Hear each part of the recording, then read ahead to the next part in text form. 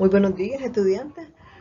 En esta mañana vamos a abordar el tema de la República, que es el segundo periodo, ¿verdad? Que vivió el Imperio Romano a través de la historia. El objetivo de este tema es que el educando conozca la historia del derecho romano durante la República. Esta etapa de la historia romana queda comprendida entre los años 510 al año 27 a.C. Al principio, durante este periodo, persiste una gran pugna entre patricios y plebeyos, situación que provoca que estos últimos decidan abandonar la ciudad para fundar una nueva, lo cual, según la leyenda, no se lleva a cabo a merced al famoso discurso de Menemio Agripa, que le hace desistir. A partir de ese momento, los plebeyos obtienen el derecho de ser representados por dos magistrados especiales, los tribunos de la plebe, ¿verdad? Cuya persona era inviolable. Asimismo, tenían facultades para convocar a la asamblea de la plebe, que dio origen a los plebiscitos. Es también en esta etapa histórica cuando Roma se convierte en una de las potencias más poderosas del mundo antiguo. Su triunfo definitivo sobre Cartago prácticamente transforma a los romanos en dueños del mar Mediterráneo. Es de hacer notar que en esta época el poder público estaba integrado por el Senado, los comicios y los magistrados. Cada una de estas épocas de la historia romana, ¿verdad? Vemos cómo el Imperio Romano crece porque con las conquistas, ¿verdad? Que va haciendo de los demás territorios, él va agarrando más poder cada día. El Senado durante este periodo de la República, dicho cuerpo consultor adquiere una importancia considerable. Su opinión es considerada en todas las cuestiones importantes y está capacitado para decidir en los asuntos relacionados con la paz y la guerra. Los plebeyos que habían estado excluidos del Senado finalmente son aceptados en este cuerpo consultivo. Luego los comicios. Recuerden que los comicios eran asambleas populares en las que participaba el pueblo. Los comicios curiados pierden importancia ya en este estado de la República e intervienen solo en determinados actos religiosos y de derecho privado, tales como las adrogaciones. Las adrogaciones eran las adopciones y la confección de los testamentos. Funcionaban sin la participación efectiva de los que conforman las asambleas rústicas, ¿verdad? Ellos también estaban organizados y tenían más poder porque la población quedó organizada en 4 sectores o tribus, ¿verdad? La ciudad en 4 y la parte rústica en 31. Entonces, podemos ver cómo era elegido anualmente. Bien.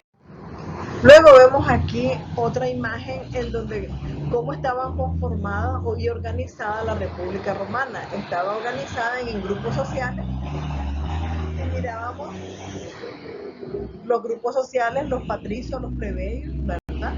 Los patricios, dentro de los patricios miramos los terratenientes, la aristocracia y los gobernantes. Los plebeyos, que era la clase más baja, estaba conformada por campesinos, artesanos, comerciantes, que no tenían, no poseían derechos políticos. Y las instituciones que ellos formaron, teníamos la ley de las 12 tablas, lucha por la igualdad, tribu de la plebe, ¿verdad? Los comicios, los magistrados y el Senado. Los comicios, su tarea votar leyes, elegir magistrados. Los magistrados eran los que gobernaban la ciudad y el Senado se preocupaba también por la política exterior, por la política económica y por ratificar las leyes. La lucha por la igualdad de derechos durante el periodo de la República. Existían en Roma 2 grupos sociales distintos. En primer lugar, los patricios, miembros de la familia, dueñas de tierras de la antigua Roma, que formaban un orden social. Por otro lado, tenemos la plebe o plebeyos, que componían el otro elemento del pueblo romano. Su organización familiar estaba muy menos desarrollada. Recuerden que la plebe era la gente más humilde. Luego vemos cómo se dan las luchas sociales entre plebeyos y patricios, las dos grandes clases antagónicas, como ahora los ricos y los pobres. Las causas correspondían a la insatisfacción de los plebeyos con la falta de derechos políticos. Los plebeyos no tenían los derechos que tenían los patricios. y también peleaban por la posesión de tierras, conllevando al descontento y al levantamiento social entre plebeyos y patricios. A través de las rebeliones, los plebeyos ganaron varios derechos sociales y políticos. O sea, ellos lucharon por darse un espacio, ¿verdad? Abrirse un espacio dentro de la sociedad. Se dice que las leyes, una disposición dictada por el pueblo cuando éste se reunía en comicios. Por otro lado, en sus instituciones de Justiniano, ¿verdad? Recuerden de que Justiniano fue un gran jurista.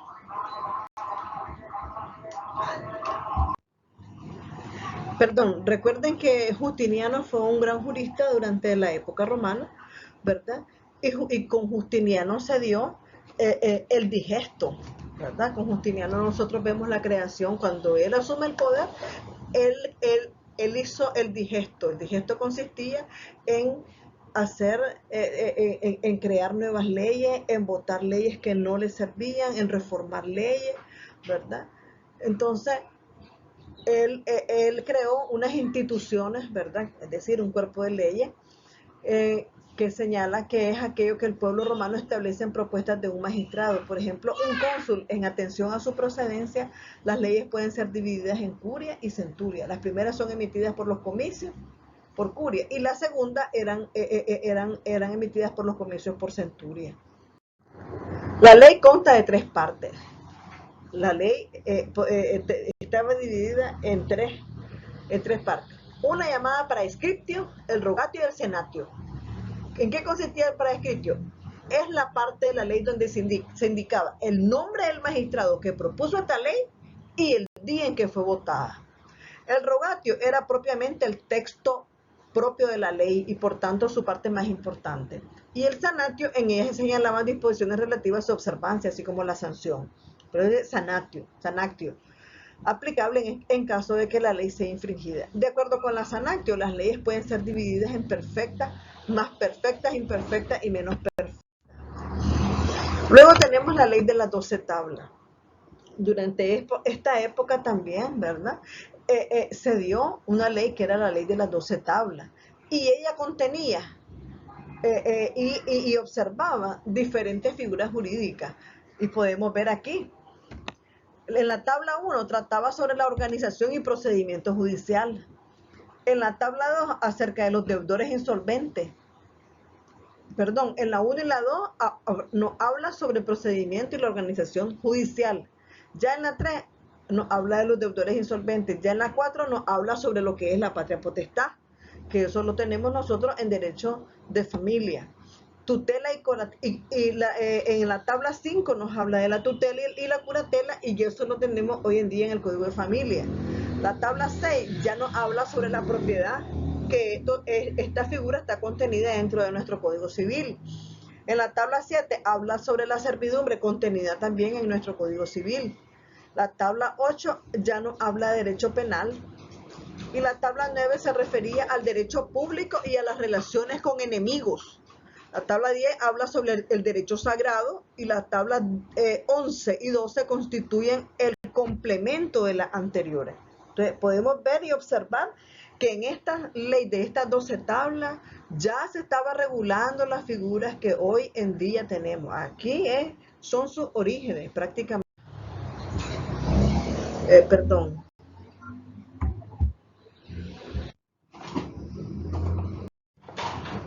Los edictos de los magistrados, al referirnos a los magistrados en este caso, lo hacemos en relación con aquellos cuya labor era la de administrar justicia. Esto es los pretores y ediles en la ciudad de Roma. Recuerden de que aquí tenemos lo que eran los pretores, los ediles, ¿verdad? Y los magistrados en la ciudad de Roma y los gobernadores en la provincia. Cada uno de estos magistrados entraba en funciones generalmente por el término de un año. Era usual que publicase un edicto, es decir, una especie de programa en el que exponía la forma en que iba a desarrollarse su magistratura. Esos eran los edictos de los magistrados. ¿En qué consistía la jurisprudencia? Se entendía por jurisprudencia aquellas opiniones emitidas por los jurisconsultos sobre las diversas cuestiones que se les planteaban, ya fuesen presentadas por particulares o por los propios magistrados. Cualquier consulta que se les hacía y ellos emitían emitían una opinión, entonces eso era jurisprudencia. Lo que nosotros tenemos hoy en día como jurisprudencia. La jurisprudencia son las sentencias que emite la Corte Suprema de Justicia.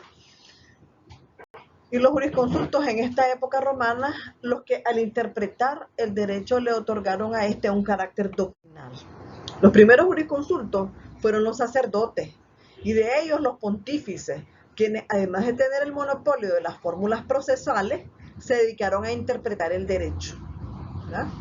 Los pontífices, fijando el contenido y alcance de la ley en la ley de las 12 tablas. Paulatinamente la función jurisprudencial se fue secularizando, esto es, de religiosa se convirtió en laica. La vida profesional de los jurisconsultos romanos cumplía varias funciones. La primera de ellas era dar consultas verbales sobre casos prácticos y también en redactar documentos jurídicos, que era el agere, que consistía en asistir a las partes durante el litigio, y finalmente el scriber, que consistía en elaborar obras doctrinales de derecho. Las características del derecho preclásico. Como sabemos, durante la monarquía y la república, pues se desarrolló el derecho llamado preclásico, con una primera etapa de derecho arcaico, cuya fuente principal es la costumbre y del cual podemos señalar varias características. Dentro de estas características del derecho preclásico tenemos la existencia de pocos pero bien definidos conceptos, la aplicación rígida de la ley sin que preocupe demasiado su individualización. No fue sino hasta finales de la época republicana cuando Roma se convirtió en uno de los mercados más importantes de la antigüedad, al que confluían todos los ciudadanos de todo el mundo conocido. Esa es una característica del derecho preclásico. Luego vemos que ya entra en crisis la república. Algunas familias plebeyas entonces se aliaron con las viejas familias patricias para excluir al resto de los ciudadanos de las más altas magistraturas y del Senado. La gradual desaparición de los campesinos, causada por la creación de grandes propiedades agrarias, de un sistema de producción esclavista y por la devastación del campo por la guerra, esto condujo al desarrollo de un proletariado urbano cuya opinión política no se tenía en consideración. Muchas gracias. Hemos concluido este tema. Muy buenos días.